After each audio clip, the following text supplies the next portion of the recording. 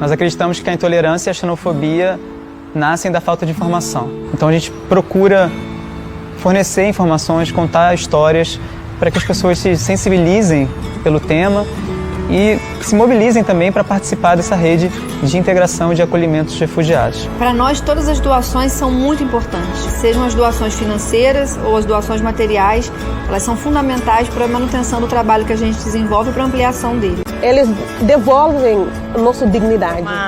Que por fuera nos veamos como estamos, por dentro nadie sabe lo que está pasando en nuestras casas.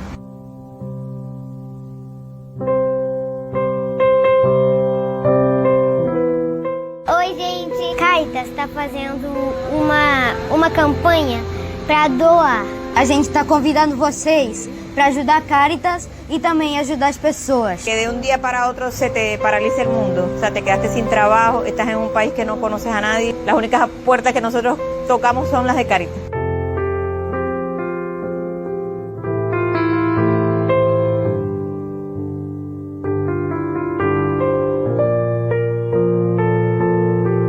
Nos ayudaría mucho, no les voy a mentir, sí nos ayudaría porque la verdad es que estamos muy mal en casa. Necesitamos pagar alquiler, comprar comida, tenemos niños en casa que necesitan pañales, necesitan leche. No tenemos casa propia. Estuve enferma y a raíz de que estuve enferma me botaron del trabajo. Tengo 4 meses sin trabajar y ahora a raíz de la pandemia recibimos cualquier tipo de ayuda. Sea poco, sea mucho, sí nos va a servir. Así que muchas gracias. Cualquier tipo de ayuda que sí de verdad hace falta. Es muy buena la ayuda que nos brindan. Con la ayuda que ustedes nos están facilitando, están ayudando muchas familias que de verdad lo necesitan. Doe para Caritas.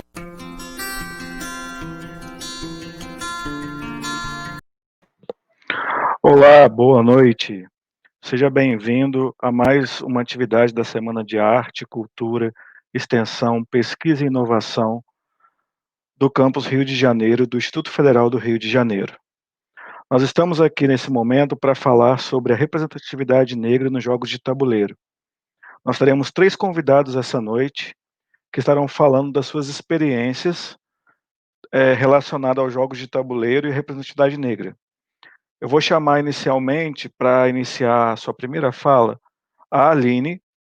A Aline é formada em Letras, Português e Literatura, atua na área de revisão textual, é produtora de conteúdo sobre jogos de tabuleiro e cartas no formato texto e vídeo. Ela mantém desde o ano de 2003 o blog e o canal Turno Extra. Ela trabalhou na organização também de um evento Guadalupe Peças, na Zona Norte do Rio de Janeiro. E a gente tem o prazer de recebê-la aqui hoje para falar para a gente um pouco dessa experiência dela. Seja bem-vinda, Aline. Boa noite, muito obrigada. Estou muito feliz de estar aqui para falar um pouco, né, sobre a representatividade negra nos jogos. Quando eu comecei nessa área, né, quando eu comecei a jogar e me interessar pelos jogos, era bem difícil encontrar uma outra pessoa negra, né, nos eventos, ou seja, como criador de jogo, né, ou mesmo nos próprios jogos, representados nos jogos, né? A representação negra que a gente tinha em jogos era sempre referente a jogos históricos que mostravam escravizados, né? Era isso que a gente encontrava. E aos pouquinhos, assim, é um caminho bem lento, mas aos pouquinhos a gente tem visto isso mudar, né? A gente tem visto jogos que trazem não só uma representação negra, mas um protagonismo negro aí surgindo no mercado, com designers negros fazendo jogos, né? Cada ano a gente tem visto alguém surgir, um nome novo surgindo, né? Então, apesar de faltar muito ainda, né, em termos de representatividade, a gente está aí avançando, tanto que a gente chega nesse momento de começar a falar sobre afrogames, né, que seriam jogos aí com esse foco no protagonismo negro e não apenas numa representatividade que apenas coloca a imagem de uma pessoa negra, mas sem que ela faça, de fato, parte daquele conteúdo, daquele jogo ali, né? Além do canal, né, eu tenho um canal e um blog, que é o Turno Extra, né, onde eu falo sobre jogos, predominantemente sobre jogos nacionais, né. Eu comecei falando sobre jogos em geral, eu quis fazer o canal e o blog, porque eu estava muito empolgada com os jogos, eu queria dividir essa minha empolgação com as pessoas, então a minha forma foi essa, né. Até pela minha formação em letras, então eu tenho mais facilidade para escrever e tudo mais, né. Só que aí acabou que foi indo para esse caminho de cada vez mais falar sobre jogos nacionais e não tanto sobre jogos estrangeiros, né?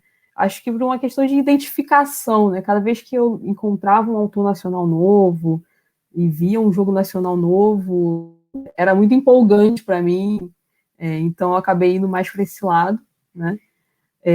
Durante alguns anos eu participei da organização também de um evento de jogos, né, que era o Guadalupeças. Ele acontecia na zona norte do Rio de Janeiro, né, no bairro chamado Guadalupe, por isso o nome. E a motivação foi porque não existiam eventos, na época que eu comecei, não existiam eventos na zona norte, nem próximo. Os eventos eram todos concentrados no centro do Rio, ou então na Zona Sul, ou então na Barra, né, no máximo Tijuca, né, que são áreas que a gente sabe de maior poder aquisitivo, né, porque tem muito essa questão dos jogos de tabuleiro serem entendidos como um hobby que você precisa ter dinheiro para poder participar, né, e não é bem assim. E um pouco do que a gente faz também é lutar no sentido de que não, todo mundo pode participar. Você não precisa ter dinheiro para comprar vários e vários jogos.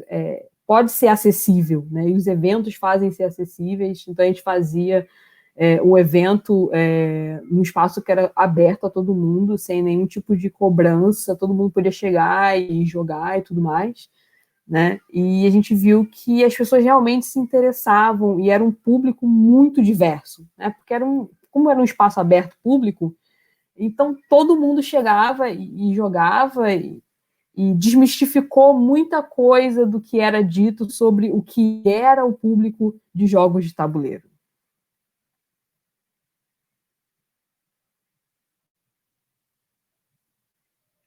Bom, obrigado, Aline. A Aline, o Sanderson e o Renan vão responder perguntas no final, tá, gente? Então, podem fazer o favor de fazer perguntas aí, pode direcionar a pergunta para um ou outro se vocês quiserem, sem problema. Eu vou chamar então agora o Sanderson para ele falar um pouco sobre a experiência dele, tá? Mas antes da gente passar a fala para ele, deixa eu apresentar o Sanderson como se deve, né? Bom, o Sanderson ele é programador, criador, desenvolvedor de jogos de mesa. Ele atua na área de jogo de mesa desde 2014. Tá? Atualmente ele trabalha como game designer na Dracore Games. Ele é membro fundador da Casa do Goblin, que é um estúdio colaborativo de criação, cofundador da Oficina do Playtest do Rio de Janeiro, que é um grupo que visa fomentar a criação e desenvolvimento dos jogos de mesa através da troca de experiências e vivências. Ele faz parte também da organização do EDIG Rio de Janeiro, que é um encontro de designers independentes de jogos de mesa do Rio de Janeiro, que reúne várias iniciativas que vêm colaborando com o desenvolvimento dos jogos.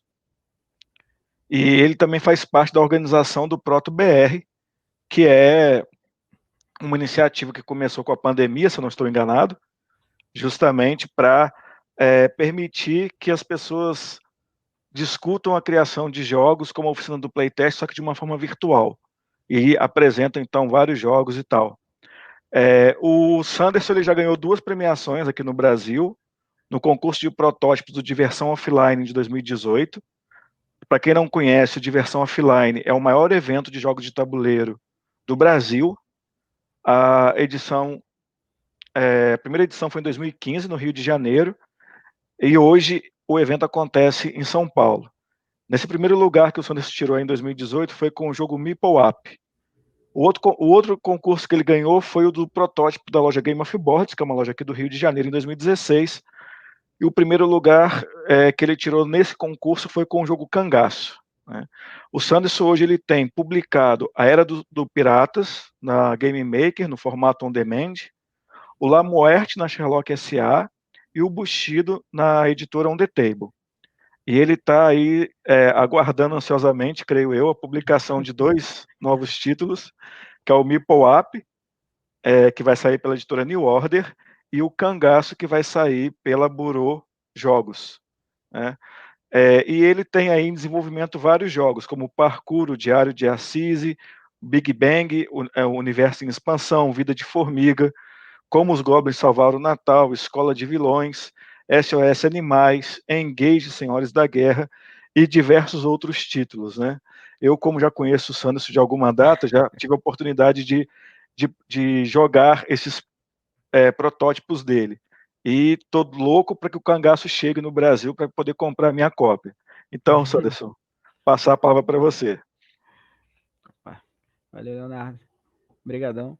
Caramba, acabou sendo bem grande aí essa apresentação, era para ser pequenininha, foi mal. Bom, como o Leonardo colocou, né, eu sou game designer, né, e eu comecei em 2014, né, antes eu já tinha me formado em jogos digitais, então a partir de 2014 foi quando eu realmente olhei, né, pro mercado de jogos e pensei, eu vou fazer jogos, né? Eu vou fazer jogos de tabuleiro, vou fazer jogos de mesa. E a partir desse momento eu comecei a frequentar, né, e a conhecer pessoas, né? Foi uma época bem complicada, né? Porque é um nicho em que você tem as pessoas meio que são bem fechadas, né? Na época, a gente tinha bastante eventos, né, no Rio de Janeiro. Acho que o Castelo das Peças era o mais comum, né? A gente ia bastante, então mostrar jogos e estar nesses eventos era muito importante, né? E bem como até a Aline comentou, o jogo de tabuleiro ele é bem caro, né, na nossa sociedade. E, assim, bem como a própria estrutura, né, ela apaga, né, a visão do negro, né, dentro da sociedade, os jogos de tabuleiro eles vão na mesma linha, né? Então a gente não, assim, os ambientes em que você tem jogos de tabuleiro, dificilmente você tem pessoas negras. E até para você poder entrar é um pouco complicado, porque tá todo mundo meio que no seu grupinho. E é até por isso que a gente começou a criar várias iniciativas para que todo mundo consiga se ajudar e todo mundo consiga produzir os seus jogos. E aí nasceu a Casa do Goblin, depois veio a oficina do Playtest, e aí tudo isso acabou culminando, né, no EDIGE, que é um encontro de desenvolvedores independentes. E nessa empreitada a gente acaba conhecendo várias pessoas e vários mundos diferentes, né? Várias potências. E assim, eu posso dizer que há pouco tempo eu me conheci, né, como homem negro, né? Então, isso para mim foi assim, foi bem interessante nessa caminhada, porque ela acabou me ajudando a ver as coisas de outra forma, né? E uma delas foi o quanto o nosso hobby ele carece de representatividade, ele é excludente, né, com pessoas negras ou com minorias, né? A gente não tem esse tipo de representatividade, a gente não tem protagonismo nenhum. Então eu acabei vendo isso e me assustando, né? Vendo o quanto o nosso hobby ele leva a gente a ter uma visão eurocentrada e a construir, até como game designer, jogos que vão satisfazer essa visão. E aí foi com esse intuito que a gente, lá no EDIGE, construiu, né? A gente fez o desafio, né? Que é da consciência negra. E a partir desse desafio a gente fomentou, né, a criação de jogos, né, com protagonismo negro, com representatividade, jogos afrocentrados. E aí essa foi uma das primeiras vezes que eu realmente pude ver muitos jogos nascendo, né? Tanto de pessoas negras como de pessoas não negras, mas jogos nessa linha, onde a gente tinha a representatividade, onde eles falavam, eles tinham uma afrocentralidade ali. Você olhava para aquele jogo e encarava ele via que ele estava olhando um assunto com um outro espectro. Foi bem legal, foi bem importante esse começo. E aí, logo depois, a gente teve a feira de... Acho que foi da Comic... Não foi Comic Con? Não. Agora eu não lembro qual foi. Mas logo depois teve uma feira e foi muito interessante, porque precisavam, né, fazer um painel de representatividade e procurar um game designer negro. Então acabaram vindo para mim, porque meio que não tinha muitos, né? E aí me pediram para procurar outros game designers para a gente fazer alguns painéis. Então isso foi bem legal. Foi um desafio, né, que foi proposto e foi bem difícil. É triste dizer que foi difícil, né? Porque a gente tem poucos, né? Então a gente começou a acionar todo mundo e a gente começou a conversar, né? Isso foi bem legal. E aí dessa conversa a gente assim trouxe os olhares e perspectivas e começou a pensar, né, na ideia dos afrogames, né? Eu acho que a ideia de representatividade dentro do board game, ela vai acabar, né, passando por essa ideia, né, por essa ideia do afrogame. Acho que até a gente vai falar um pouco mais sobre isso. Bom, obrigado, Sanderson. A gente vai chamar agora o nosso terceiro convidado da noite para ele falar um pouquinho também da experiência dele. Depois o Sanderson volta aí com a Aline para a gente trocar umas palavrinhas, responder as perguntas aí do pessoal. Então, pessoal, aproveita e coloca as perguntas aí. Bom, quem vai falar para a gente agora é o Renan Gonçalves. O Renan, ele é ativista negro, professor de História na Rede Estadual de São Paulo, desenvolvedor e criador de jogos de tabuleiro. Ele também é dono da New Player Studios, que é focado em jogos com temáticas afrocentradas.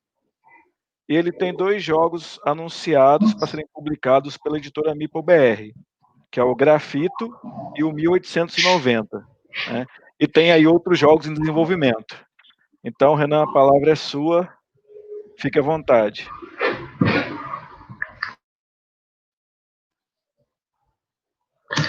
Bom, é um prazer estar aqui, né? Queria agradecer essa oportunidade, tá? Torcer para a internet aguentar, né? Mas, bom, é isso, gente. Eu sou o Renan, né? Casado. Entrei no hobby há pouco tempo, né? E me deparei, na verdade, com o hobby logo quando eu comecei no processo, estava finalizando a minha faculdade. Eu sou professor de História. E quando eu comecei estava nos últimos semestres, teve lá uma oportunidade da gente fazer um jogo, né, para o 6º ano, e a partir desse momento foi quando a gente teve que desenvolver um jogo, e eu falei, bom, tem que estudar o que é isso e conhecer. E quando eu conheci esse universo, né, dos boards, aí foi quando eu falei, nossa, eu preciso entrar nesse lugar aí, eu preciso aparecer nesse lugar e entender o que ele é, né. E aí foi uma coisa bem apaixonante, né, o hobby, ele tem, o board game, ele tem esse fator apaixonante, né? Quando a gente entra, a gente começa a lidar com uma coisa que há muito tempo era sinônimo de ser um pouco mais chato, retrógrado, né? Que é essa coisa do xadrez, da dama, né? E dentro da escola mesmo, a gente vê, assim, as crianças que quando falam, vamos jogar de tabuleiro, as crianças já associam que é isso, né? Então, o board game moderno, quando eu conheci, de fato, foi assim, a minha mente explodiu, e eu conheci um universo muito positivo. E eu trouxe para mim, para minha família, E eu comecei no hobby já desenvolvendo, né? E eu lembro que quando eu comecei a desenvolver foi quando eu comecei a perceber que eu tinha essa necessidade de criar algo meu, né? Então, eu lembro que na primeira semana, segunda semana, eu já fui numa loja de board game, do Pitas Board Game, que fica aqui em São Paulo, na Moca, né? Que são grandes amigos. Falei, meu, é normal a gente, assim, que tá começando no hobby, querer desenvolver, querer fazer alguma coisa. E aí eles olharam para mim com uma cara de tipo, cara, esse cara não é normal. E realmente não, né? Porque eu não tinha conhecimento nenhum do que era board game, do que era criar um jogo efetivamente, né? Pensando em mercado, pensando em público, enfim.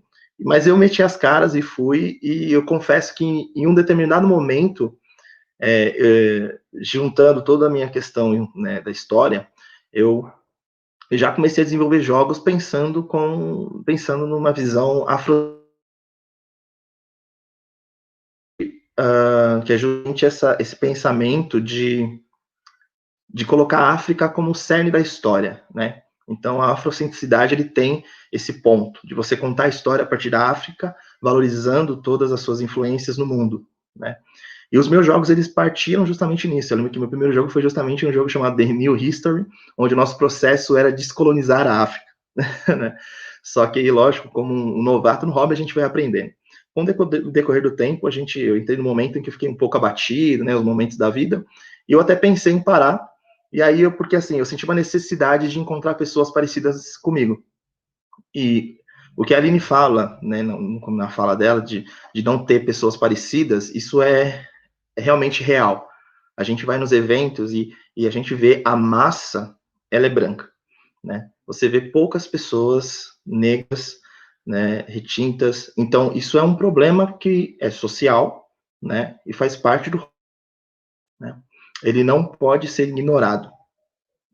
Com isso, né, eu comecei a pesquisar e tentar encontrar pessoas que se parecessem comigo, né? E eu encontrei o Sanderson, inclusive, a Aline, fazendo vídeos, sabe, falando sobre negritude, falando sobre o hobby, os problemas, né? E eu falei, meu, olha essa galera, e eu preciso conhecer, eu preciso pensar assim, e eu preciso aplicar essas temáticas, eu preciso ser diferente dentro do hobby. E o que a gente precisa mesmo salientar é que atualmente, falando sobre afrogames, falando sobre a cultura negra, ele não vem com o intuito de atingir agressivamente com aquela coisa, eu vou dizer, com aquela palavra chula de lacrar. É muito mais do que isso. Isso mexe diretamente com quem nós somos. E é o que eu sempre digo, a representatividade, ela só é importante para quem nunca teve mesmo. Porque para quem tem representatividade, um jogo só com que você não é a pessoa principal da história, não vai fazer diferença. Mas para nós, que de 500 jogos a gente encontra um falando sobre escravidão e a gente está fugindo do homem branco, mais uma vez o negro numa posição ruim, negativa, esse reforço, ele não é para nós significativo. A gente quer ver o negro numa posição diferenciada, né? Então, a New Player surge com esse viés, o termo Afrogames, ele surge com esse viés, e ele acontece justamente depois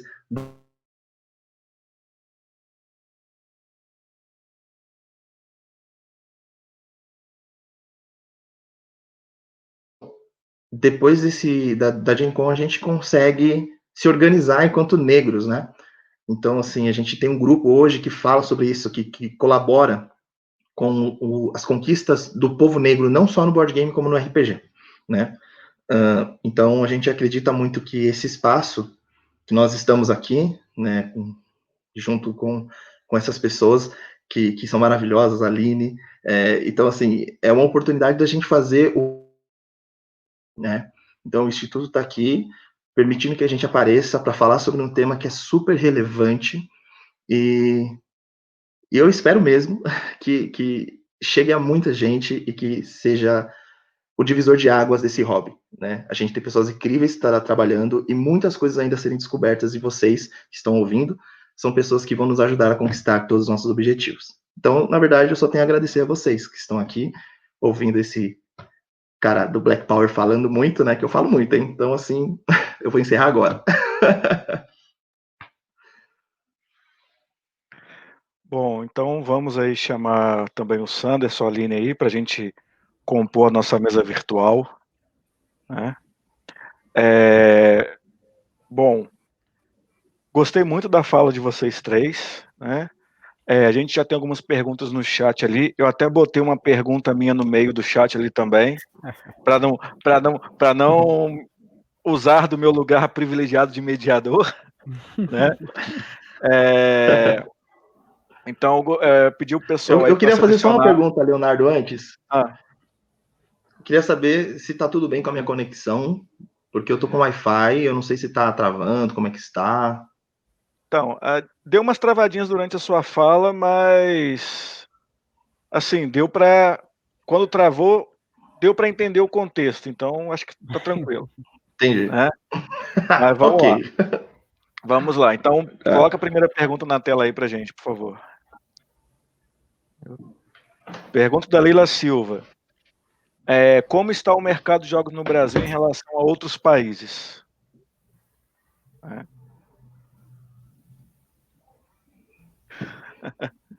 Se quiser, eu posso responder. Quem vai ser? Pega lá, Aline. Vai lá. Vai lá. Bom, eu acho que o mercado de jogos brasileiro tem crescido bastante, tem ganhado bastante visibilidade lá fora. A gente tem visto títulos editores brasileiros sendo publicados por editoras estrangeiras, né? Inclusive o próprio Sanderson aí, com o Cangaço, que vai sair na Argentina, né? Então tá com espaço bacana, com reconhecimento, né? O trabalho nacional, o trabalho do game design brasileiro é um trabalho de muita qualidade, então tá começando a ganhar espaço lá fora, inclusive alguns autores que estão publicando primeiro lá fora antes de publicar aqui no Brasil. Sim. Assim, o que eu poderia dizer assim, o mercado brasileiro, ele começou a se aquecer principalmente depois de 2013 para cá, né? Teve o lançamento do Catan pela Grow lá para 2011, 2012, mas ele cresceu mesmo em 2013, principalmente através de financiamento coletivo. Teve muito financiamento coletivo que aconteceu de 2013 para cá, que ajudou pequenas editoras, principalmente, a publicarem jogos, né? Inclusive, tem jogo da Casa do Goblin que foi publicado com financiamento coletivo, né, Sanders? Ou usando plataformas de financiamento coletivo como pré-venda também. Sim, isso aconteceu bastante. As editoras no Brasil, elas utilizam bastante disso, né? Teve o Sereias, ele do Joca e da Sabrina, ele saiu com financiamento coletivo.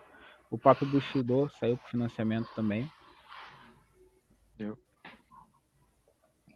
Bom, eu queria comentar só um pouco, né, sobre esse comparativo, né? É natural que, se a gente for analisar a linha até o processo de jogos que foram lançados desses últimos 2, 3 anos, comparado ao que era esses 4 anos atrás, há uma crescente enorme nas publicações, e isso é justamente um reflexo de que o board game ele está crescendo em público, né? Afinal de contas, e aí assim, mas não é que o pessoal está comprando muito? Também. Tem gente que continua comprando, né, vários boards durante o seu ano, mas assim, ainda assim a gente consegue observar que há uma crescente, pessoas novas no hobby, e chegam de várias formas, né, justamente por causa de uma pessoa que conhece, indica, leva um jogo, e quando vai ver a pessoa conhece o universo. Então, ele tem evoluído nessa questão de público, mas comparado lá fora, ele ainda é menor, né? Relativamente menor, então significativamente menor. Ele tem a relação direta com as pessoas mesmo, assim, o público, né, em si, ele é relativamente menor, significativamente. E ó que o Brasil engole a Europa, né, em tamanho, quase. Então, e aí tem, lógico, vários fatores para isso, né? E aí eu acho que a gente vai abrindo, provavelmente, essa discussão no decorrer. Para ter uma ideia, lá fora tem saído, assim, em média, né, em torno de 5 mil jogos por ano. Sim. No mercado internacional. No Brasil, a gente tem sendo lançado aí algo em torno de 500 jogos por ano, né? Então, essa é a diferença do mercado mundial para o mercado brasileiro. mas a gente tem crescido bastante. A gente está falando Sim. isso dos jogos modernos, né, que a gente chama de jogos de tabuleiros modernos, né? Sim. É mais ou menos essa métrica. Sim. Bom, mais uma pergunta aí, gente. Então, a Rosângela está perguntando: vocês percebem o interesse das escolas em acolher o jogo como um recurso pedagógico ou pela experiência de vocês isso fica mais no campo do entretenimento? Bom, como eu estou dentro da sala, então assim, nas experiências que eu tenho, né, são poucos professores aqui eu estou na zona norte de São Paulo, bairro da Brasilândia, tá? Então assim, zona noroeste, zona norte. Então são poucos os professores que aplicam os jogos com uma forma pedagógica, ok? Mas dentro do hobby, a maioria dos professores que estão dentro do hobby, eles tentam fazer isso, né? Então a gente vê que pessoas que conhecem o hobby estão dentro dele. A maioria de professores tentam aplicar isso. Então a gente tem várias mesas, vários debates sobre isso, várias pesquisas sobre isso, né? Infelizmente, como a gente tem dentro da escola, essa coisa da própria escola ter por essência dentro do seu cronograma curricular, dificilmente dentro da favela você vai ver isso. É mais fácil você criar um engajamento num programa de esportes do que num programa de jogos de tabuleiro, do que num programa de leitura. Então, isso parte logo de várias situações. Verba, um cronograma curricular, tempo para isso, né? Ou então projetos que estão envolvidos com a escola, né? Então, dentro de uma escola estadual, dentro da minha experiência, eu vejo dessa forma, né?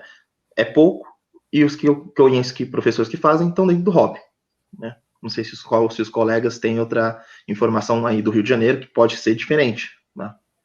É bem parecido. Quem geralmente tenta aplicar conhece o hobby, tá no hobby e aí é professor e tenta levar alguma coisa para a sala de aula, na grande maioria, né? Quando você encontra alguém que não está dentro do hobby e faz isso, são pessoas que gostam assim de jogar, mas que não conhecem jogos modernos, e aí o referencial deles está muito preso nos jogos clássicos. Então, quando eles criam alguma coisa, é alguma coisa que geralmente se baseia mais nos jogos clássicos. Então, algumas mecânicas modernas que poderiam ser usadas para deixar a coisa mais interessante, mais dinâmica, muitas vezes eles não conhecem. Não é porque eles não querem usar, é porque é desconhecimento, né? Puro desconhecimento. Sim. O Sanderson, ele já me falou uma vez que tinha interesse também nessa parte educacional, né, Sanderson? Eu tenho um interesse na área realmente educacional. A gente fez alguns testes, né, na Casa do Goblin. O próprio Joca, ele já levou alguns jogos para experimentação quando ele estava lecionando, mas assim, nada muito que eu tenha avançado, né? O maior contato que eu tenho é justamente com o Leonardo, pessoal do grupo, pessoal da Gorro do Saci, né? A gente tem algum contato, conversa sobre esse tipo de produção. Inclusive, eles estão com um projeto bem interessante para levar jogos para a sala de aula. Mas eu, assim, não tenho uma visão muito clara sobre isso, né? Uhum. Meninas, podem colocar aí a pergunta da Kate aí, que vocês já colocaram aí. Aos palestrantes ao mediador, no universo dos jogos, o racismo já foi vencido? Vocês lembram de alguma situação em que sofreram racismo?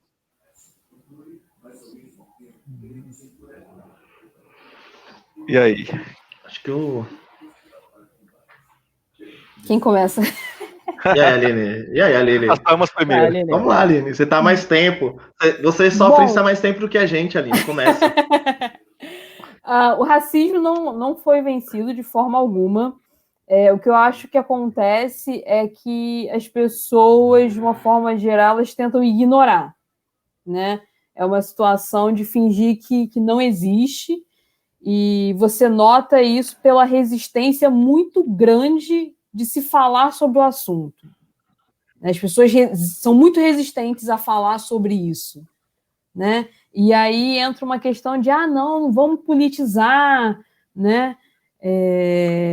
Como se discutir racismo, como se discutir questões sociais fosse politizar num sentido que as pessoas entendem muito política como político partidário, né? E não é isso, quando a gente coloca que é uma questão política, porque a política faz parte da nossa vida, né? Deixando de lado toda a questão partidária, né? A política é o nosso exercício de cidadania, é disso que a gente está falando. Então as pessoas se colocam com muita resistência, querendo realmente fingir que não está acontecendo nada, que não tem problema nenhum, que não tem nada de errado, né? Enquanto a gente tem aí um meio que a gente não vê diversidade, né? A gente não vê pessoas negras, as pessoas negras são muito poucas, a gente não vê mulheres, apesar de ter tido um crescimento bastante grande da participação feminina, ainda é bastante limitado, a gente não vê pessoas LGBTs, é tudo muito limitado, né? Então, assim, tá longe de vencer o racismo e tá longe de vencer outros preconceitos também. Aline, eu queria só te fazer assim, uma pergunta, porque a gente sabe, por exemplo, aqui no Rio, a gente tem dois encontros, teoricamente, de representatividade feminina, que é o Board Game Girls e o Lady Lúdica. No Board Game Girls é um encontro exclusivo só para meninas, homem não entra.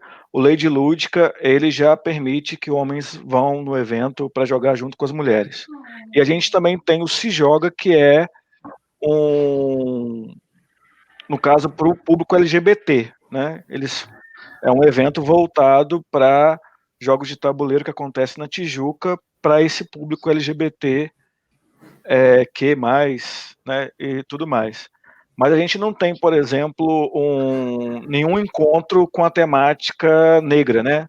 Tipo assim, para apresentar os board games para o negro, para a periferia, para a favela e tal. Por enquanto, né? Você acha que isso é justamente porque as pessoas estão até abertas para falar sobre a questão do machismo da mulher, mas não estão abertas para falar do racismo? Eu acho que o negro é muito invisibilizado, a palavra é essa, é invisibilizado no meio, né? A discussão sobre diversidade, ela começou mais no lado das mulheres mesmo, né? E depois veio para o meio LGBT, e por último está chegando aos trancos e barrancos na comunidade negra, né? Mas assim, eu não tenho tanta proximidade com o Se Joga, mas eu tenho muita proximidade com o Lady Lúdica e com o Board Game Girls, e eu acompanho de perto a quantidade de ataques que elas sofrem, né, por conta de preconceitos, de machismo, né? Assim, muitos ataques. O Board Game Girls, principalmente por ser um evento exclusivo, né? Ele gera muitas reações de ódio, assim mesmo, né? E o Lady Lúdica, mesmo permitindo a presença de homens, sofre ataques também. Então, teve uma questão que aconteceu com o pessoal do Se Joga, né? Que aí eu estava presente e vi acontecer, né? Que foi durante o evento GenCon, né? Que é uma feira internacional e tal, e a gente teve todo um painel brasileiro de representatividade e tudo mais. E durante uma live, né? Eu estava assistindo essa live e houve ataque na live, derrubaram a live, né? E foi super problemático, assim. O pessoal ficou super mal e tal, entendeu? Então foi uma coisa assim que eu estava lá presente e vi acontecer, sabe? Então, se a gente se mobilizar para fazer um evento, um encontro, alguma coisa no sentido de representatividade negra e tudo mais, assim, é esperado que vai ter esse tipo de coisa, porque a gente vê acontecer com as meninas, com as mulheres, a gente vê acontecer no meio LGBT também, então, por isso que eu falo que está muito longe de vencer as questões de preconceito no meio, as pessoas só não falam sobre. E justamente, para você começar a resolver, você precisa começar a falar e a discutir. Sanderson, Renan? E acho até que é bem por aí, né? a ideia do racismo, né, ela não é discutida no Brasil, né? Ela é velada. Então, assim, já outros assuntos eles acabam sendo mais discutidos, o que faz com que isso entre em pauta e crie-se uma necessidade de ter espaço. Já o racismo, as pessoas negam, né? As pessoas negam que ele existe, as pessoas negam que são racistas, então nunca houve essa necessidade até os últimos acontecimentos em que nós começamos a falar sobre isso e a discutir sobre isso e a entender a necessidade. Até você mesmo, como negro, você não entende que existe racismo até você sofrer racismo. Até você ser ensinado que o racismo existe. Então, até esse momento, quando alguém fala para você que alguém é racista ou que alguém foi racista com você, mas eu não senti, não sei, isso, então você não percebe. No momento que você começa a perceber, você começa a entender a necessidade e o porquê que é preciso falar disso, é preciso ter jogos que falem disso. E o problema está, na real, em não existir jogos. Quando você olha para um jogo, olha para o Coop e vê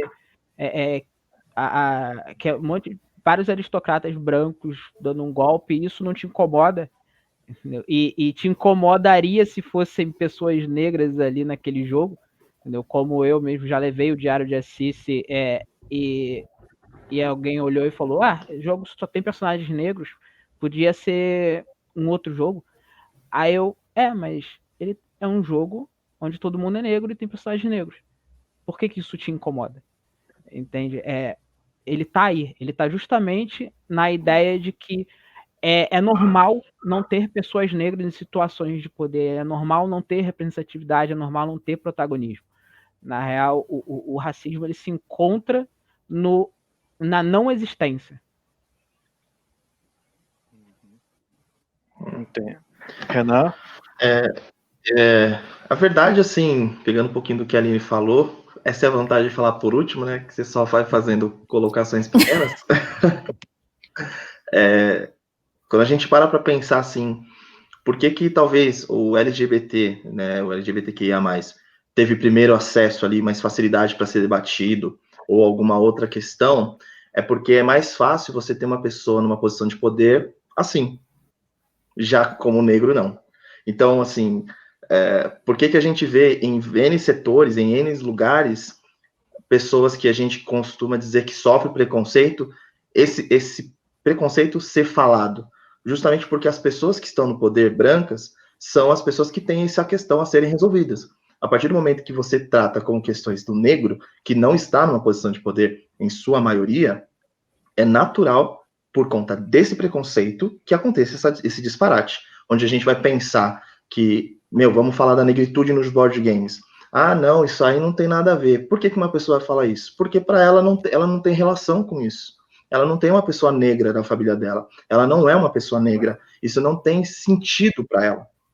Então, esse ponto é um principal detalhe, por que não se discute, e quando se discute racismo dentro do board game, a gente vai ter pessoas se levantando, né? Não, e assim, mais uma vez, não que o LGBTQIA+, não sofra, e isso acontece sim, porque a gente tem diversos fatores, mas por que a gente vê, a gente consegue falar, olha, essa região aqui, ela está sendo a última a ser tratada, por conta disso, né? A gente tem um problema dentro do Brasil, que foi feito há muitos anos, né, pós-abolição, que é a famosa democracia racial. Mas por que você vai falar de racismo dentro do board, Você tem liberdade para acessar o hobby, só tá aí, é só você ir lá comprar. Aí até eu ir lá comprar, irmão, eu tive que trabalhar 5 anos a mais que você, velho, para poder comprar um jogo. Não, mas a gente tem jogos baratos. Legais, mas eu não quero o jogo mais barato, eu quero o jogo mais caro, que é o jogo que todo mundo tá comprando. Quem é que tá comprando? As pessoas que são brancas, que estão no poder do hobby, que estão dentro do controle disso, né? O racismo velado, ele faz parte disso, justamente porque aí já é uma tese própria, né, que eu considero ele, de todos, para mim, um dos piores, porque é quando você não consegue sentir ele, né? Você não tem algo concreto, aquela coisa agressiva, e ele vem de forma suave, né? É um veneno que é colocado todo dia no seu café da manhã. E aí, quando você acorda, você está envenenado. Por isso que as pessoas negras, quando a gente ouve uma pessoa negra que ela não tem uma identidade negra, ela não vai ter justamente essa consciência do que é racismo, o que não é racismo. Por que quando eu vou jogar um jogo qualquer, e aí esses dias até comentei, eu fui jogar um jogo onde o elemento negro dentro da carta, preto, o elemento era chamado de elemento negro, ele era um elemento ruim. O elemento negro era ruim. Aí o elemento que era bom era o elemento branco. Qual que era a função do elemento branco? Anular o elemento negro. Cara, na hora que eu ouvi os termos, meu coração sangrou. Por quê? Porque isso já mostrou para mim mais um alerta. A partir do momento que a gente cria uma identidade negra, parece que é justamente isso, né? As pessoas falam que a gente vai fazer o mimimi. Cara, na minha cabeça é isso que acontece. É mimimi. Racismo acontecendo, cara. De forma sucinta, de forma velada, mas ele tá ali. Então, o board game, ele produz isso também de forma tão significativa que quando a gente faz um jogo como o Diário de Assis, onde a gente tem só personagens negros, uma pessoa tem a coragem de falar, mas por que só tem pessoas negras? Mas quando a gente pega um jogo que só tem personagens brancos, a gente que eu digo, né, pensando numa consciência do board, nunca vai ter um levante dizendo por que só tem branco? Entende? Então, para nós, esse nunca vai ser vencido, né? Assim, nunca vai ser vencido, o que eu quero dizer assim, nunca vai ser vencido se a gente não conseguir mostrar para essas pessoas que a gente está aqui e a gente enxerga o que eles não enxergam. A gente tem que ensinar todo dia o que é racismo para pessoas, parece, né? Parece que todo negro dentro do hobby tem que levar uma plaquinha assim, ó, doutorado em racismo, entendeu? Então, assim, é cansativo para nós, mas a gente está disposto a continuar fazendo um trabalho que é esse trabalho de falar sobre o assunto, porque se a gente não falar, como foi dito aqui, não vai mudar. A gente precisa explicitar cada vez mais. Uhum. Bom, vamos passar para uma próxima pergunta, então. Obrigado pela contribuição aí, pessoal.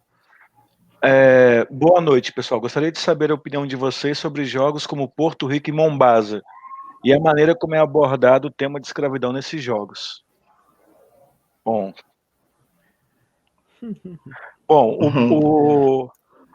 o Porto Rico ele não aborda o tema, né?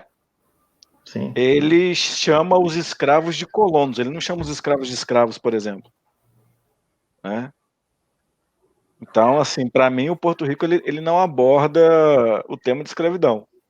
Ele coloca um outro nome para o escravo para não ficar evidente que você, no caso ali, está usando escravos nas plantações e tudo mais. Né? Que, se você for pensar, o Porto Rico ele é o quê? A colonização da América, produção de commodity para mandar para a Europa para, digamos assim, alimentar a Europa com as riquezas do Novo Mundo. E a gente sabe que principalmente a mão de obra que fazia essa tarefa era o negro escravizado trazido da África pelos negreiros. Só que lá tem um navio que traz os colonos para trabalharem na América como se eles tivessem escolhido, né, sair, sei lá de onde, para vir na América trabalhar para mandar as coisas para a Europa. Né? Eu falo assim, eu, como jogador, gosto do Porto Rico como jogo. Eu acho ele um jogo muito bem construído. Mas nessa questão de representatividade negra, zero. Né? Realmente, o termo invisibilidade, né, do negro, até tirar o nome de escravo, foi tirado para não causar polêmica. A gente tem... o Porto Rico, para mim, ele foi assim, aquele jogo que ele me deu um avanço em complexidade, né, pensando em mecânicas. Né, tanto que eu fiz questão de comprar um que não era a versão nacional, né, a gente comprou uma versão que era internacional, porque eu queria o verdadeiro, eu queria o pai, né? E analisando esse jogo, é óbvio que você encontra esse problema, né? Ele faz justamente aquilo. Ele sabe que ele está tratando de um assunto que é problemático, mas ele abdica da sua culpa simplesmente trocando o nome.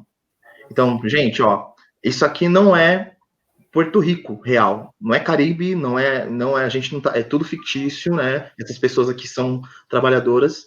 Só que a verdade é que esse é um jogo histórico, né? Então, aí tá um grande problema também com o próprio Mombasa também, né? Que são um jogo, a partir do momento que você se propõe a fazer um jogo histórico, como historiador é nítido que você, assim, eu vou exigir que você faça aquilo que realmente aconteceu. Só que há um problema em você tratar desses assuntos que é, cara, você vai reforçar justamente isso desse período? Você quer mesmo trabalhar com isso daí? Ou então você vai, sério que você vai pegar justamente o problema e você vai esconder ele? Você tem certeza? Então, assim, justamente por achar que mudar um nome é o suficiente, a gente enxerga o maior problema dessas pessoas. Eu não quero falar sobre racismo. Renan, mas você acha que deveria ter escravos? Eu acho que não deveria ter um jogo chamado Porto Rico falando desse momento histórico. Eu acho que eles deveriam ter criado um outro nome num lugar totalmente fictício, que não faça menção à realidade, e que eles fizessem uma utopia, que eu acho que a gente prefere, né? A utopia da colonização, que é um lugar onde pessoas façam tudo isso de bom grado, porque querem conhecer um novo mundo. Ia ser utópico exatamente isso, um tipo de colonização. Então, eu acredito que se tiver um jogo que trabalhasse com as mesmas mecânicas e trabalhasse com um tipo de colonização utópico, seria muito mais vantajoso, né? A gente nunca falaria do Porto Rico, mas por conta dele ter essa problemática, em toda discussão que a gente for falar, e aí o Sanders e a Aline estão aí, né, sabem disso, quando é que eu vou um dia levantar da minha cama e falar sobre racismo sem falar de Porto Rico no board game? Difícil. Mombasa é uma outra, né? Houve uma tentativa de falar, um pedido de desculpas, ou então um não concordamos com o que está acontecendo no jogo, mas uma retratação escrita e publicação nele eu acho que ele entra no mesmo risco, e a gente está tentando tampar todo o problema com um pedido de, não, a gente sabe que é ruim, beleza? Mas vamos publicar. Eu acho que há um receio aí, já é uma questão de mercado, de uma editora se posicionar.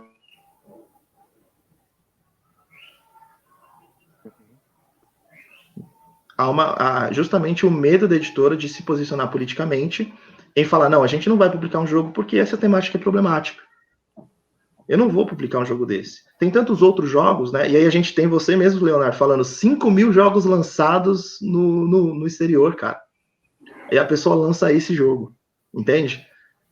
Então, infelizmente é o que o público gostou, porque é isso, as editoras vão publicar o que a massa gosta, e a massa não tá nem aí. Por quê? Porque ela não tem esse olhar crítico, e aí a gente tem que vir e ficar lá toda vez falando de novo do Porto Rico, falando de novo do Mombasa. Então, assim, são jogos problemáticos. Mecanicamente são ótimos, mas as temáticas pessimamente aplicadas, temática problemática e tentando invisibilizar ou normalizar e reforçar uma coisa que foi terrível. Né? Eu queria aproveitar e perguntar para o Renan se ele já jogou o Endeavor. O Endeavor, joguei o Endeavor, grande Endeavor, e aí, né? Cara, o que você achou de como ele aborda a escravidão? O Endeavor, ele é quase uma piada, só que não, né? Porque ele fala para você assim, não, se você escravizar, amigão, escravizar é ruim, mas você pode. Só que se você fizer, eu vou te dar uma penalidade. Então, tipo assim, ainda não me desce. Não me desce, cara. Não me desce porque não é real. Não é real. As pessoas que cometeram a escravidão estão no poder até hoje. Ele tá ali com o nome dele, da política lá. Tem gente com o nome de pessoa que escravizou, tá como parte do deputado lá, velho. Então isso não é real, entendeu? Então, assim, quem cometeu a escravidão, ela não vai ser punida. Ela não tá sendo punida. Então, assim, não conforta meu coração. E fora que você tá incentivando, desculpa. Você incentiva, né?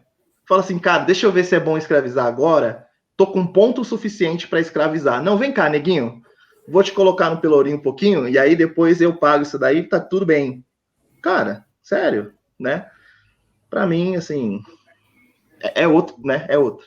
Pra quem não conhece, assim, e quiser estudar como pesquisa, é muito bom, porque você vai entender mais uma forma de aplicar esse tema, esse histórico, e aí tentar justificar, arrumar um pouquinho ele. Eu particularmente, tá, gente? Claro que vocês podem ter uma outra opinião e tudo bem, mas para mim não me desce, tá? Coisa bem particular. Aline e Sanderson querem comentar alguma coisa do Porto Rico e do Mombasa? O Renan já falou tudo. Já falou tudo por mim.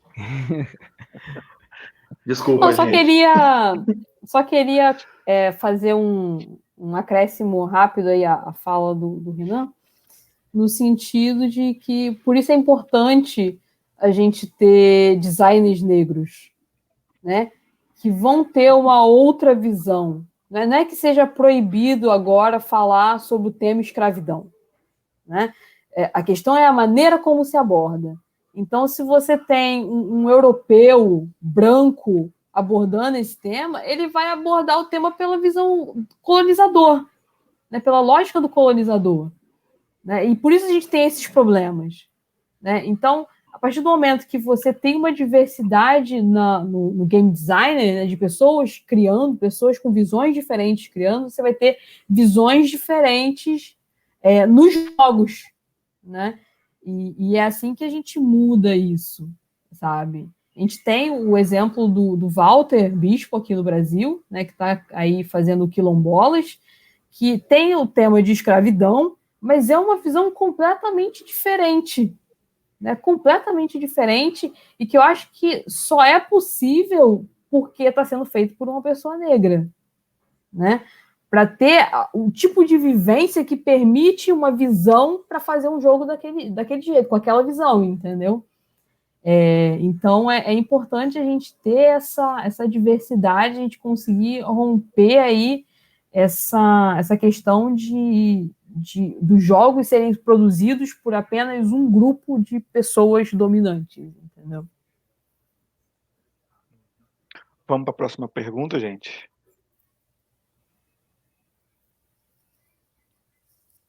A próxima pergunta é minha. Sanderson, fala sobre um pouco dos desafios que o Edige faz para a criação de jogos, né? Mas eu queria que você desse um enfoque naquele que aconteceu no final do ano passado, que tinha como temática consciência negra. Assim, periodicamente, né, o Edige tinha, até tem ainda, né, mas com a pandemia isso deu uma espaçada. Uma cultura de fazer desafios, né, onde a própria comunidade ela se organizava em meio aos requisitos, né? Sempre tinha uma temática, uma mecânica e alguns dificultadores, né? Alguns modificadores. E aí, com um período de tempo, a comunidade se organizava e fazia jogos para ser apresentados e todo mundo jogar entre si. Né? E acho que a gente fez uns 2 ou 3 desafios. E antes desse da consciência negra, a gente fez um sobre cultura brasileira. Né? Então a gente sempre tenta olhar para o nosso mercado, meio que olhar o que está faltando, o que a gente precisa e fomentar um pouco disso dentro da comunidade. E dentro desse da cultura brasileira foi bem legal, apareceram jogos bem interessantes. E aí depois disso a gente pensou, né, que dentro do período o próximo cairia no mês de novembro. Então, eu e o Walter, a gente começou a conversar e sentiu essa necessidade, né? A necessidade de criar um jogo, né, que com a temática da consciência negra. Só que só isso não bastava. A gente começou a conversar que, a gente vai falar aqui, vamos fazer com a consciência negra, então o pessoal vai colocar, sei lá, vai pegar e vai botar um negro lá e falar que esse jogo aqui ele tem uma representatividade. Então, a gente começou a debater, conversar, e para esse jogo a gente precisava que existisse protagonismo negro. E depois disso, a gente também pensou numa mecânica que representasse a África, representasse aquilo que a gente está querendo propor, né? Que foi a Mancala. E a partir daí a gente propôs isso e todo mundo começou a fazer, né? Começou a estudar, a gente pegou referência e começou a passar para todo mundo, pegou todo o material que a gente podia sobre isso para que a própria comunidade aprendesse, né? E pudesse fazer um jogo assim legal sobre isso. E aí dessa reunião, né, surgiram bastante jogos, né? E um deles, né, foi o Assis. O Walter, ele fez um sobre hip hop. Saiu também o AIE, não sei se o nome é AIE, do Aí, Igor. E também o Daniel, ele fez um jogo, e o pessoal da Gorro do Saci também fez um jogo, só que agora eu não lembro qual o nome. E foi bem legal, que, assim, eu acho que ali tinha naquele momento, talvez, a maior concentração de jogos com protagonismo negro que eu já vi, ou talvez vá ver, tinha visto até hoje, sabe? Foi muito legal. Todo mundo discutindo, todo mundo conversando, todo mundo falando sobre, explicando o porquê que aquele jogo é ou não é, e foi bem legal. E eu acho que isso, né, abriu também muito assim, o espectro, né, da galera para ver que não tem e que é necessário, né? E a partir daí foi bem interessante, porque muitas coisas foram acontecendo. Acho que esse foi um marco bem legal, porque a partir daí várias coisas, né, como o movimento Afrogame, como várias iniciativas foram surgindo, né? Então acho que esse foi foi muito importante até para a gente estar aqui hoje, né? Pra eu conhecer o Renan e para a gente estar aqui falando sobre isso. Ok. Próxima pergunta, gente.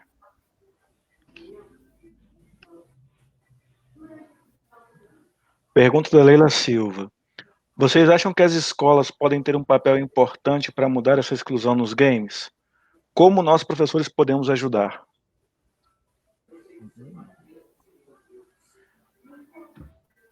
Quem quer começar? Bom, eu acho que eu vou dar, vai ser bem rápido, né? Assim, dessa vez eu prometo. eu acho que assim, a participação dos professores, né? É assim, pensar em qual é o momento que eu posso colocar um jogo, sabe? Assim, colocar um jogo e aí já a partir dele falar sobre todo esse distanciamento, sobre essa problemática racial.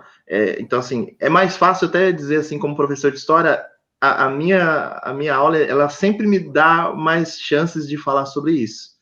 Mas quanto mais a gente conseguir colocar os boards dentro das escolas e tentar falar dessas temáticas dentro da escola, é natural que dentro a gente não vai ver talvez essa mudança, tá?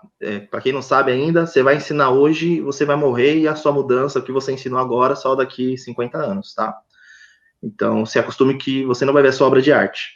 Mas vai valer a pena, né? Então, sofrer um pouquinho agora, se dedicar a isso, e é isso, pensar em todo momento, assim, quando eu tiver uma janela, eu vou falar sobre, eu vou colocar, eu vou trazer, e isso é o que vai fazer a mudança. Eu acredito muito que é isso. Aproveitar a janela de oportunidade. Aline? Bom, eu não trabalho como professora, né, apesar de ser formada em letras, minha área é mais para o mercado editorial, mas eu acredito sim na importância dos jogos em sala de aula como um fator aí de mudança, né? E até porque eu acho que se os alunos eles têm contato com jogos em sala de aula, traz uma familiaridade com jogos, né? Eles vão crescer tendo aquele contato e depois de adultos vão continuar jogando, forma uma cultura, né, de jogar e tudo mais. O jogo não vira uma coisa estranha, né? Muita gente tem o jogo como algo completamente estranho e alheio à sua realidade, né? Então, os jogos dentro da sala de aula também têm esse aspecto de fazer aquilo ser familiar, né? Crescer junto com aquele aluno de uma forma familiar, além de trazer a questão educativa, né? Eu acho importante levar o jogo para a educação. A gente sabe que o emocional influencia no processo de ensino-aprendizado, e a gente sabe que o lúdico ele pode criar esses vínculos, né, de emoção e aprendizado ao mesmo tempo. E os jogos permitem desenvolver várias capacidades, habilidades e competências, né? Raciocínio crítico, dá para você, através de jogos, trabalhar letramento diversos, dá para você tratar de assuntos diversos como meio ambiente, racismo, identidade de gênero, dá para você criar, né? A criatividade realmente é o limite que você pode fazer com jogos. Então, o que eu tenho como base que eu gostaria muito é que aqueles professores que querem, né, usar os jogos, que eles conheçam os jogos modernos para que eles possam se inspirar em como eles podem, junto com os alunos ou eles mesmos, criarem jogos para permitirem aos alunos ter essa experiência, porque a gente sabe que os jogos às vezes são muito caros e aí às vezes inviável, né, de conseguir adquirir vários jogos para aplicar em sala de aula. Mas você pode usar mecânicas, inclusive, para determinadas situações em sala de aula, sem ser realmente um jogo em si, né? Desde que você faça isso da maneira correta, digamos assim, com um propósito claro, com um objetivo claro de como se aplicar isso, e evitar a gamificação ruim, né? Porque a gente tem a gamificação, é uma ferramenta que, se ela aplicada de forma errada, ela pode trazer mais prejuízo do que benefício. Vamos passar para a próxima pergunta, gente. Vitor Oliveira perguntou: vocês podem dar um pequeno panorama dessa representatividade negra nos jogos? Nos jogos já possuem personagens negros em uma posição de protagonismo? E aí, vocês conhecem algum jogo comercial que está aí no mercado hoje que existe esse protagonismo negro? Bom, no mercado nacional, não consigo lembrar nenhum. Porém, eu consigo lembrar um jogo que saiu que ele possui bastante representatividade, que foi o Sereias. Ele, assim, é um mar de representatividade, é fantástico. E ele foi feito pelo Joca e pela Sabrina. Eu tenho até ele aqui. Deixa eu ver. Eu acho que eu tenho ele aqui. Deixa eu ver se ele tá fácil. Pega ele pra mim, por favor.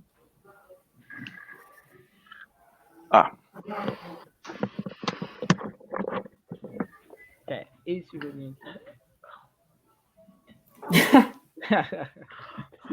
Pô, vou querer pegar minha cópia aqui, mas não tenho ainda. E aí? Sacanagem isso aí, meu. Pô, fala sério, autografado e tudo. Olha lá. Tem autógrafo também. O meu eu vou falar pro Joca passar batom em beijar pra poder ficar marca. Vou humilhar vocês vão ver.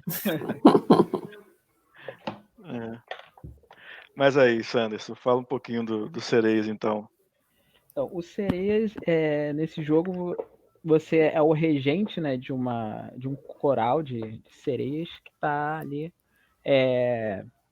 atraindo os navios, né, para conquistar ali os navegantes incautos, né, na Costa do Sol. Se eu não me engano, essa é a premissa, né? É um jogo para É um party game, né? Para 1 a 6. E ele tem uns 30 minutinhos e pode começar a jogar aí com 8 anos. Um jogo super divertido, bem legal. Mas, assim, ele é um dos poucos. Né? E para você ver, né? Ele teve que vir nacional para ele poder ter esse cuidado, essa importância. Eu acho que isso diz um pouco, né, sobre o que a gente tenta fazer, né, que é meio que é nós por nós, né. Acho que só vindo da gente é que vai ter isso, né. Até o próprio Bushido, quando ele saiu com uma expansão que é o Yasuke, que é o Samurai Negro. Então ele também entrou junto ali do jogo para você poder jogar com um personagem negro, com seu samurai negro e tal. Tem uma cartinha. Então, acho que eu não lembro mais qual um jogo que tenha personagens negros como protagonistas. Alguém lembra? De forma nacional, eu não consigo lembrar. Eu conheço Freedom, né, que é um jogo internacional, né? Ele fala justamente da rota de fuga, né, de alguns escravizados. Mas a gente tem 2 jogos que é da Brothers Board Game, que é o Hoop Gods e o Happy Gods, se não me engano. É isso mesmo, Happy Gods e Hoop Gods. O Happy Gods, óbvio, fala sobre rap, né, a cultura do rap, então você tem que vai evoluindo o disco e tal, como MC e tudo mais. E o Hoop Gods, ele fala justamente sobre o basquete. Então é aquela cultura do 3x, né, 3 versus 3 ali na quadra de basquete. E é um jogo que foi desenvolvido pelo Akira, eu não lembro direito o nome dele, que é um desenvolvedor negro também. E é um jogo que financiou por Kickstarter, né? Ele lançou primeiro, ele é afilhado do Eric Lang. O pessoal fala que o Eric Lang padrinhou ele, né? e assim, não tive a oportunidade de jogar, mas está no Tabletopia, se não me engano, para jogar, né? As regras provavelmente em inglês ainda, mas esse é um dos jogos que eu conheço que tem um protagonismo negro, né? Aí a gente tem a Nib Cards, lá da Nigéria, que estão também desenvolvendo jogos deles, né? Acho que em sua maioria os jogos, não lembro o nome do autor também, mas tem vários, né, envolvidos, né? Várias pessoas desenvolvendo jogos lá, que é natural, assim, né? Vai ter jogos que os negros são os protagonistas, né? Se não for lá, onde vai ser, né? Então aí eu tô muito na torcida, né? Para que esse jogo ele venha chegar no Brasil de alguma forma, ser muito legal, vai ser tipo surreal mesmo. Bom, o que eu consigo lembrar são esses 3 aí, né? De cabeça internacional. Nacional ainda não tem, mas tem coisa para sair aí, né? Diário de Assis, aí, né? Tem outras coisinhas. Depende se é alguma editora, né? Tem o Quilombolas também do Walter. Quilombolas. Né? Porra. Cara, eu adoro jogar aqui. Tem o Kisama e tem o Kisama. Ele tem então, tem o Paranauê também, que tá tentando. Tentou, mas não... Deu uma escorregada, mas tá tentando aí. A gente até fala dele junto, né? Uhum. Certo. A Aline quer comentar? A Aline lembra de alguma coisa? Bom, que eu lembro, assim, mas eu não sei dizer como é o jogo, porque eu não joguei, né? Eu só vi a imagem, né? E o pessoal comentando bastante, que é a arte da capa do Cartógrafo dos Heróis, né? O Cartógrafo dos Heróis tem uma mulher negra na arte da capa, né? Mas como eu não joguei, até porque eu acho que nem saiu ainda, né? Ele só foi anunciado. Não. Né? Esse vai ser o RPG baseado no mundo do Cartógrafos? Não, eu acho que é uma expansão. Uma expansão? Acho que é Cartógrafos Heroes, né? Cartógrafo Heroes. É porque eu já traduzi. Mas todo mundo comentou bastante, eu vi bastante comentário, né, sobre ter uma mulher negra na capa, né, e ter uma mulher negra bem representada, né? É uma mulher negra com armadura e tal, sem essa questão de sensualização nem nada, né? Que é um problema que a gente tem, né? Muitas das vezes na representatividade feminina de forma geral, né? Que ocorre de uma forma muito sexualizada, né? E o Cartógrafos ele vem completamente sem isso, né? Mas como eu falei, eu não sei se isso é só a arte de capa, se tem essa presença no jogo ou não, né? Mas acho que vale essa citação de qualquer forma. Sim. Eu tô dando uma olhada aqui nas cartas. Ah, ele foi feito via Kickstarter, né? Ah, lembrei de mais um. É um jogo que está em financiamento coletivo, né? Ele é um jogo bem abstrato, na verdade, né? Mas a arte de capa tá bem legal, que é o Carnavalesco, né? Que ele é um jogo de alocação de dado, né? Com temática de carnaval, e na capa é um mestre-sala e uma porta-bandeira. Eu achei a capa bem bonita. Também com pessoas negras. Sim. Ok. Próxima pergunta, gente. É uma outra pergunta que eu fiz, essa é para a Aline. Né? Para quem não sabe, aconteceu a Spiel Digital, que é o maior evento de jogos de tabuleiro do mundo. Ele geralmente acontece na Alemanha no mês de outubro, mas aí com a pandemia a gente não teve a edição presencial, a feira presencial, e eles montaram uma feira digital. E aí, como aconteceu com a Gen Con, que foi em agosto, que é a maior feira de jogos nos Estados Unidos, a gente teve um hub do Brasil. A gente teve, então, várias várias palestras de jogos e educação. A gente teve vários criadores de conteúdo do Brasil participando da Spiel Digital no hub em português, que ficou com o nome de Brazilian Pavilion. E a Aline foi uma das criadoras de conteúdo que fez vídeos para a Spiel Digital, que fez a cobertura da feira e tal. E o Sanderson, eu sei que também estava lá, acho que com um jogo, com um protótipo de jogo, né, Sanderson? Na Spiel? Não, na Spiel não. Na Spiel não, você não teve. Só na Gen Con. Só na Gen Con. Quem tava era o Renan. Renan tava? No Spiel. Então passa a bola para a Aline e depois para o Renan. A Aline para falar sobre a criação de conteúdo na Spiel e o Renan para falar sobre o protótipo dele na Spiel.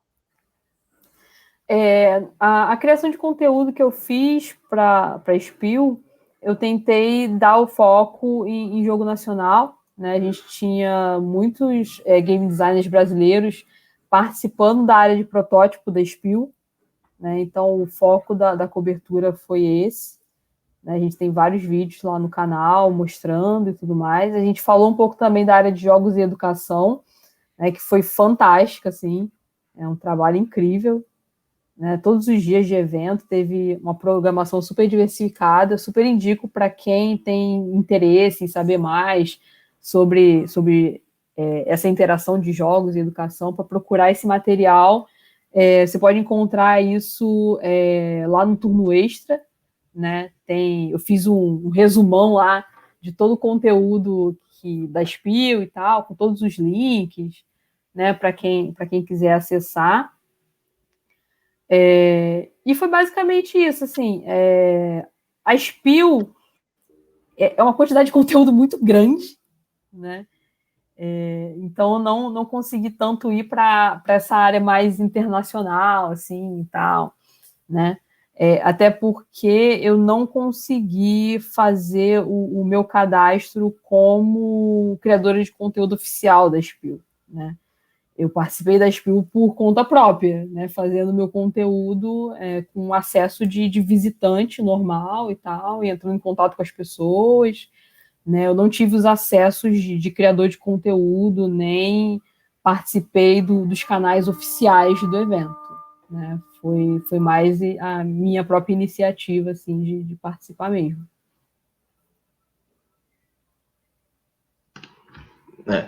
O que é muito triste, né? Infelizmente.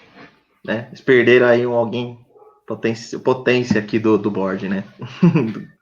Bom, a minha experiência na digital, né, na Spiel, foi, assim, foi muito significativa, porque foi lá que o meu jogo, assim, foi anunciado, né, pela Meeple, e depois ele foi para um evento internacional, né? Ah, mas foi em digital, foi internacional, irmão, não vem tirar o doce da minha boca não, hein? Então, a Spiel é, sim, uma janela para os desenvolvedores, né? E essa oportunidade de ter o meu nome linkado à editora e ao evento foi maravilhoso, permitiu com que eu tivesse esse espaço. Hoje eu estou aqui por conta de, lógico, todo mundo fala, não, Renan, é seu esforço também, mas, gente, assim, eu tive muito apoio da minha família, dos outros desenvolvedores, a Aline, do Sanderson. A gente se aquilombou, de fato, para poder tornar tudo mais fácil para todo mundo, né? Então, foi maravilhoso, porque aí eu participei de da Spiel em várias mesas de protótipo, em vários eventos.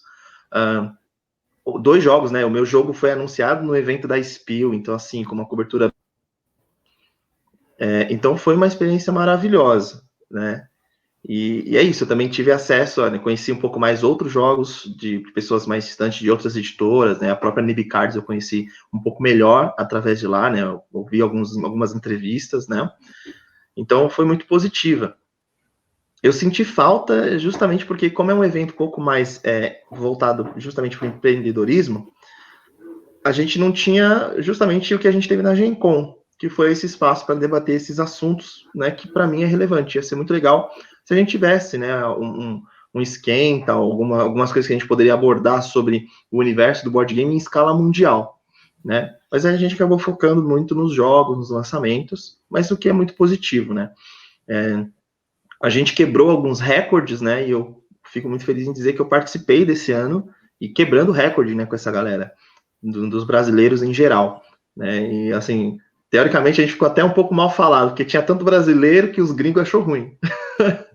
Então, e a tendência é continuar aparecendo, né? Então, que no ano que vem, que provavelmente vai ter de novo uma Spiel digital, a gente está ouvindo aí os boatos, né? Que mais uma vez a gente apareça e aí a gente tenha, quem sabe, já Afro Games lançados ou anunciados durante uma Spiel digital, né? Seria muito bacana. Bom, legal. A gente vai colocar aí para vocês a playlist que a Aline mencionou, com um resumão da Spiel digital que ela fez.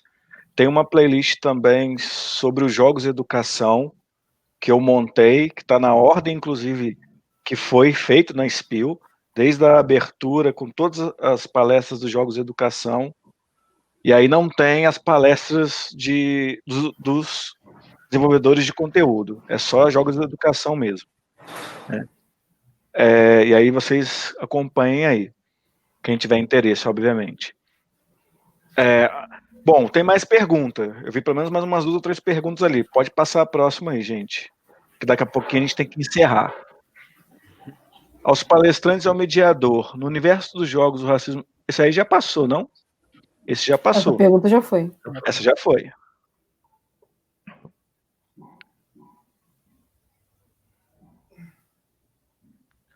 Parabéns pela fala, Aline. A escravidão é uma construção cultural secular a partir de um prisma essencialmente europeu, branco e masculino. Esse também é o panorama de boa parte da cultura board gamer. Comentário aí do Guilherme Felga, né? Guilherme Felga eu conheço desde os meus 7 anos de idade. A gente estudou 11 anos no Colégio de Aplicação João 23. Pergunta da Maria Mendes. Há uma faixa etária ideal para que uma pessoa inicie essa atividade? Então, assim, deve ser jogar jogos de tabuleiro, né, creio eu, a atividade que ela está falando, né? Quem quer começar aí? Eu acho que não existe uma faixa etária ideal, não. Acho que tem jogos para todas as faixas etárias, né? Inclusive, a gente tem visto cada vez mais sendo publicados jogos para crianças, né? A gente tem uma editora nacional bem legal, que é a Curió Jogos, que faz jogos para o público infantil, né? Então, não tem essa questão, não. É só mesmo procurar o jogo mais indicado, tem para todas as faixas etárias e para todos os gostos também. Uhum. Sanderson? Eu acho que é bem por aí mesmo. Os jogos, né, você vai encontrar de várias faixas etárias e agora eu acho até que vai ser um mercado bem mais explorado, né? As editoras estão olhando para esse mercado e assim, estão focando também em jogos infantis. Então, acredito que isso não é um problema, né? A faixa etária é um problema hoje. Tanto jogos para pessoas mais idosas, quanto jogos para pessoas de menor idade, acho que não tem por onde começar. É só começar. Renan? Na mesma. Quanto antes, melhor. Existem jogos aí com indicação de 3 anos, 4 anos, que são muito bons. Os da Curió, como a Aline lembrou bem, o Macacos Me Mordem, o Quero Quero. Tem também uns joguinhos que a Conclave trouxe da aba, né? Isso. O Animal Upon Animal e o Hino Hero. São jogos que dá para começar aí com 3, 4 anos. E alguns jogos que às vezes a faixa etária pede para 8, 10 anos, dá para usar com crianças às vezes até de 6, 7 anos, com algumas adaptações, né? Pequenas adaptações às vezes, mas dá para você utilizar. O meu filho, que tem 11 anos, por exemplo, ele já jogou vários jogos mais novos, assim, né? Dixit, Escola de Dragões. Por incrível que pareça, tem até um jogo que é um pouquinho mais complexo, que ele joga acho que desde os 6 ou 7 anos, que é o Caçadores da Galáxia, por exemplo. Que ele adorava a historinha de robô gigante e tal. E aí ele pediu para jogar, e aí a gente tentou, né? E acabou que deu certo. Ele conseguiu jogar e tal. Tem mais alguma pergunta aí, gente? Pergunta do Vitor Oliveira. Vocês já jogaram ou jogam jogos sem ser de tabuleiro? Fortnite, já viram personagens players negros nos mesmos? Jogos digitais, no caso, né?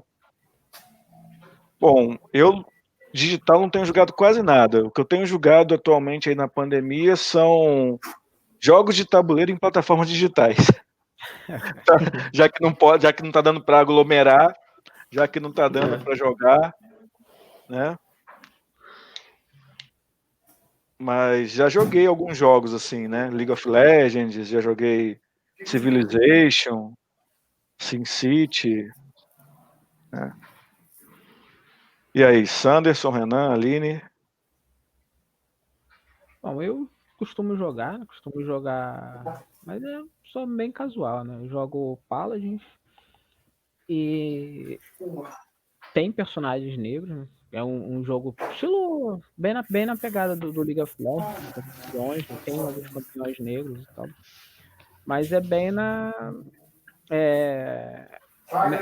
pegada daquela normalidade, né? Você tem personagens negros, você tem skins que eles não são negros.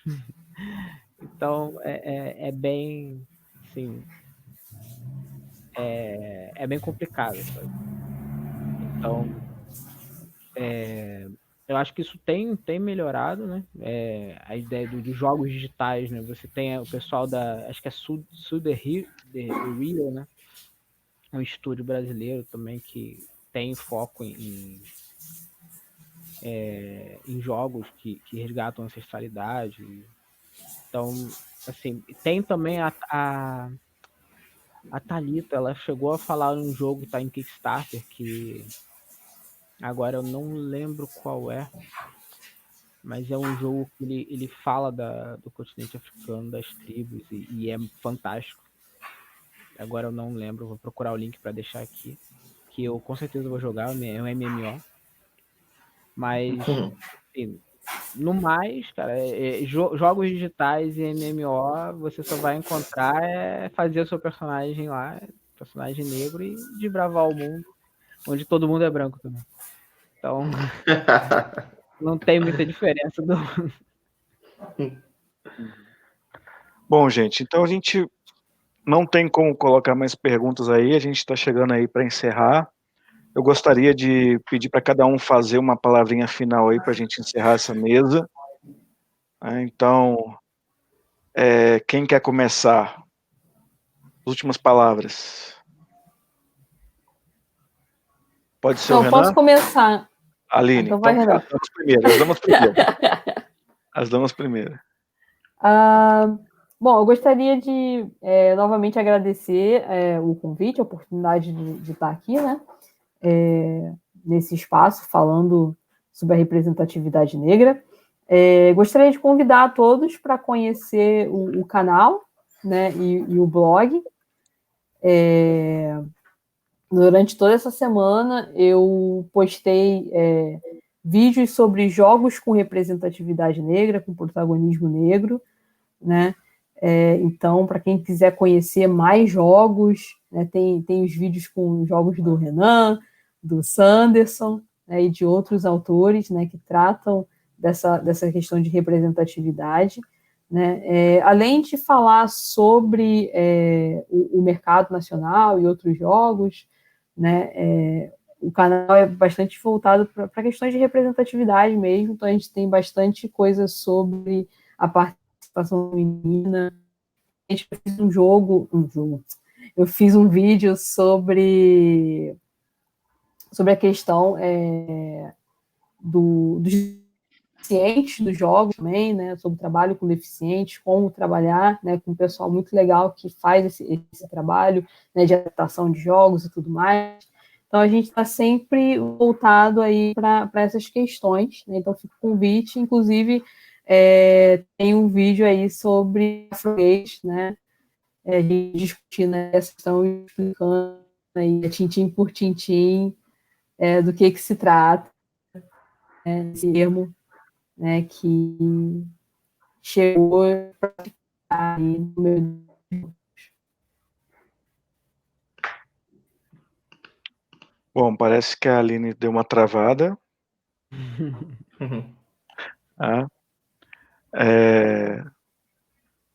Voltou, Aline? Tinha caído? Deu uma travada aqui. Tá meio... Para mim aqui não travou. Bom.